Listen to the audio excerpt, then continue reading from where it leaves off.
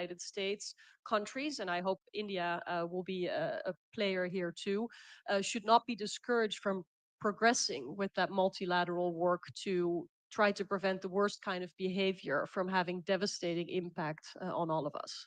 Thank you. Let me now turn to the Foreign Secretary. So, if we were to have our own conversations, there would, of course, be some who believe that the direction we embarked on in 2023, when the nation promised to itself that we would be a developed country by 2047, eh, that we were heading in a direction that was fast, not fast enough, and we would have critiques and we would have observation on what needs to be done to get there. But the fact was, there seemed to be a general agreement on the journey that we were undertaking, the optimism on uh, getting there, and of course, appreciation of the hurdles and bottlenecks and challenges that we will need to overcome. It was largely a story of a transition from 5 trillion to 10 trillion to 15 trillion. But in many ways, if you host a Raisina dialogue and call the Europeans and Americans into the room, the world gets more complicated. And in that sense, sitting today, how confident are you about that journey we started in 2023 of being a developed country by 2047? After hearing all these discussions, how do you assess India's progress to where it wants to be? So let me begin by saying that when I was listening to Mark talk about the advances that India has made in certain fields of public health and the impact cumulatively that that has on global metrics of public health.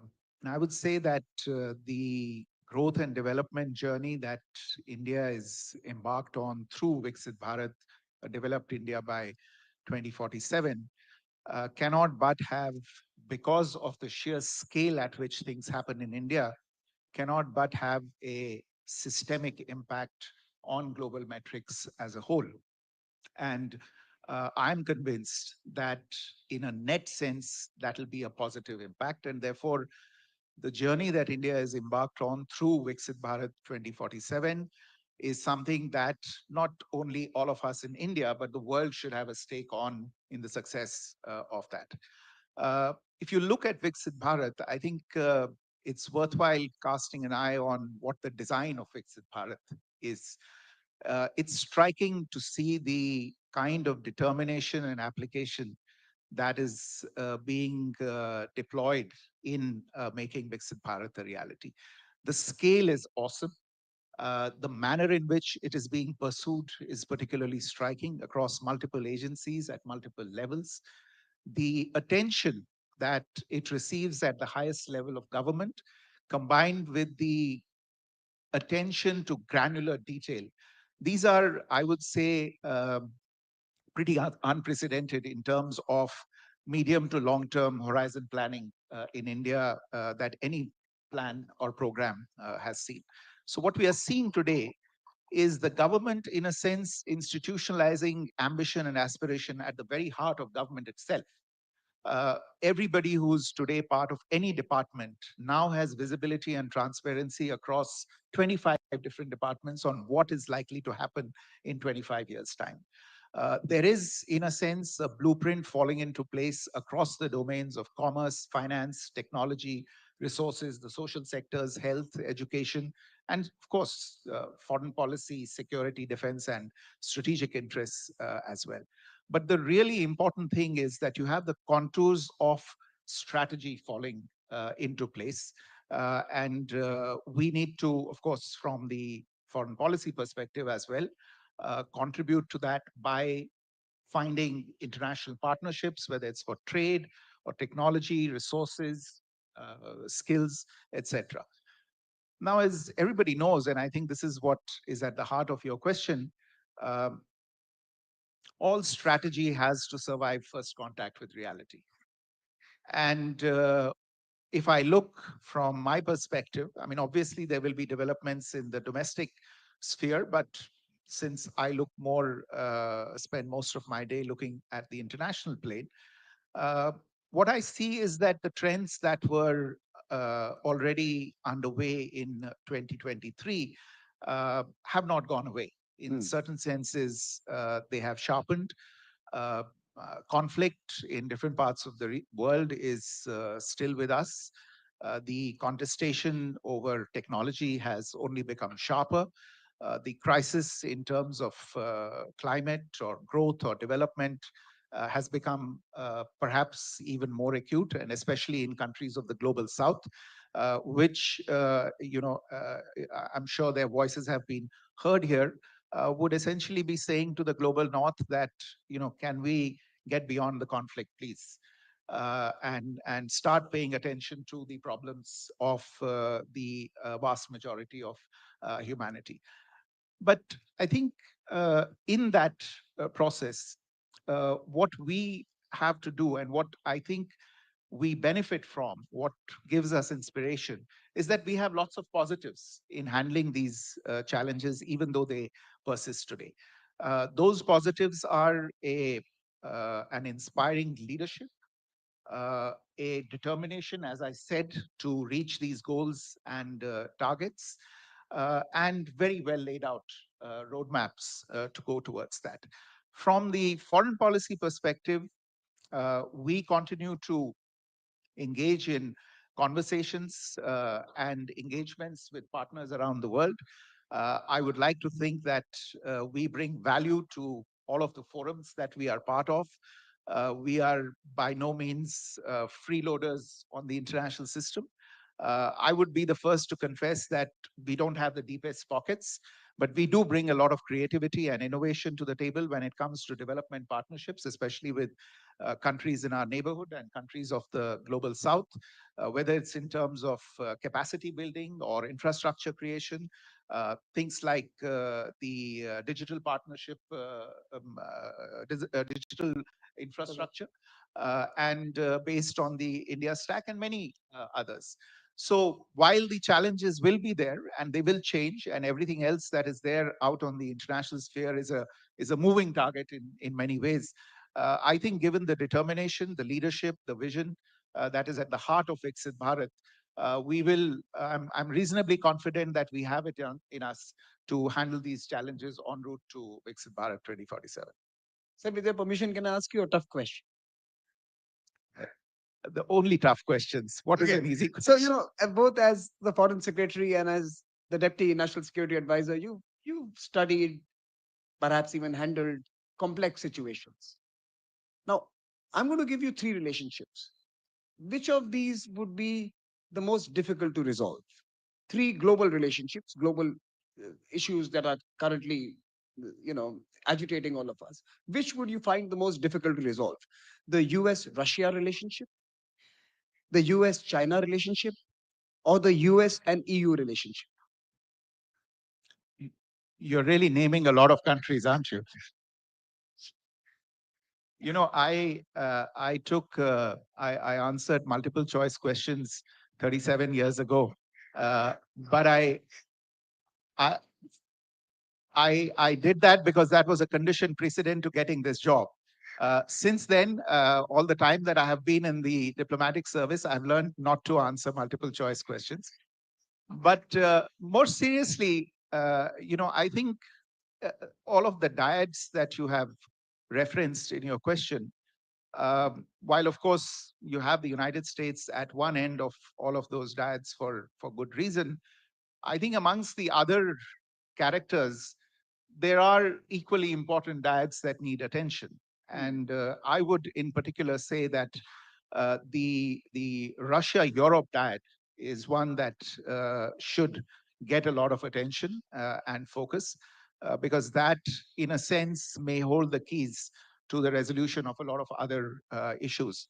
Keep in mind the fact that this is also one of the dyads amongst all of these that where you have a case of two countries that are terrestrial neighbors, but also have a lot of stress in their relationship. So I think that's where the focus should be. I'm going to close this panel now, but I'm going to ask each one of you to share one idea or one important development that you believe 2025 will either be impacted by or may witness. one idea or one development. Choose any one that 2025 would witness or be influenced by.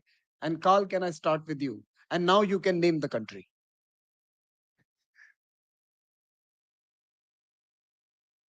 My hope would, of course, be that we get the end of the open hostilities in the war that we have in Europe. I'm not saying peace, because peace is a far more elusive and difficult concept that will not happen. But the end of open fighting would be tremendously important. And I think there's at least a chance for that. Minister Luman, and you can, no one can, no one can repeat an idea. You read my mind. Yeah.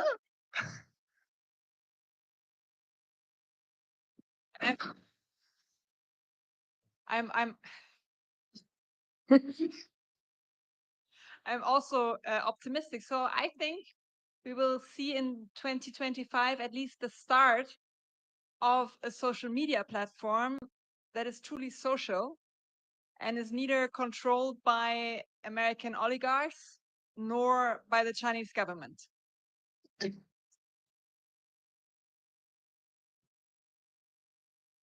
Mark, you have to top that. I am telling you, this is a European conspiracy against Raisina Dialogue.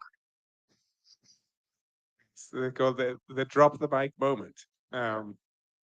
So while it's coming in a challenging context, I think 2025 will be looked back on as a transitional year of when the global south realized and took accountability that it has to actually drive its own future and its own development destiny. Miriche, I want to highlight the role of women and women's rights with a bittersweet remark. We have fought for rights for centuries, if not decades, that are now being rewound in the United States, but they're under global pressure. But I'm also convinced that women hold the key to stand up to protect these fundamental rights, whether they are at stake at the ballot box, whether they're at stake for reproductive health rights, or whether they're at stake on technology platforms or with AI. And I've been very inspired by a lot of the women that I heard speaking here at this conference. So it also allows me to give you a compliment, Samir. I hope to make you feel a little bit uncomfortable as we close this conference. Samir is really good at giving women a voice, and he has done so again at this conference. So thank you very much.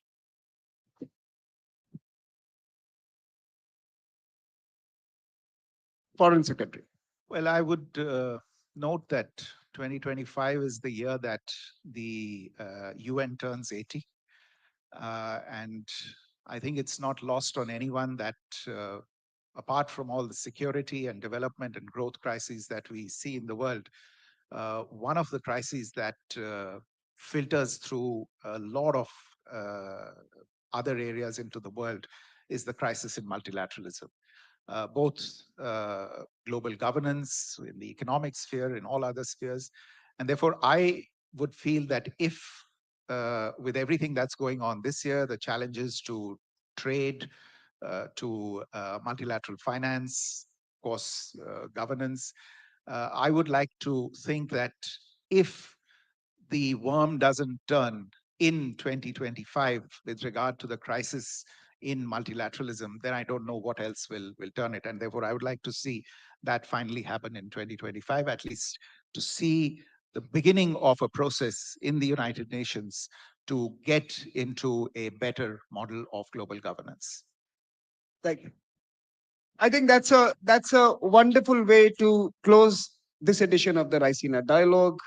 End of conflict, a new social media platform, or broader, a new approach to technology, the rise of the global south, both in terms of its own and others' development and aspirational needs, women leading from the front, and reset or rethinking or re-architecting multilateralism for the future. I think that was the sum and substance of Raisina Dialogue. Please join me in applauding this wonderful panel for their contributions.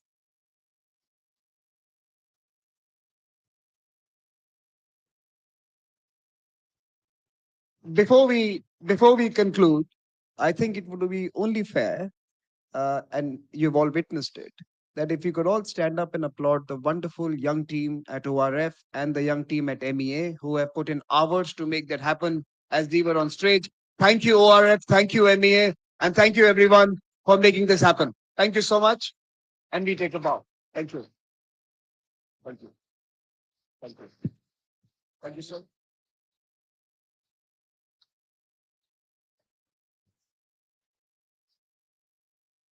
Thank you. Thank you. I succeed. You are a reasonable man after